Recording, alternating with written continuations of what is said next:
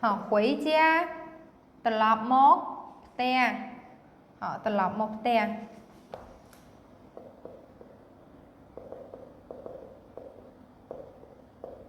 họ tê mà trong môn thằng ngày sốc á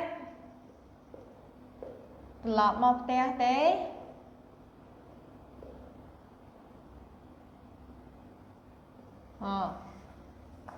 e có cái nhảy than nửng nửng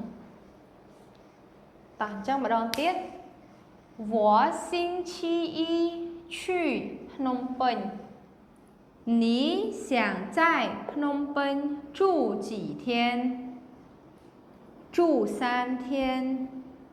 好星期五前能回家吗 能 Ok, chẳng đi, bây giờ mẹ đi đập mùi, nhưng phải chọc thầm nắng, chụp lên video khỏi.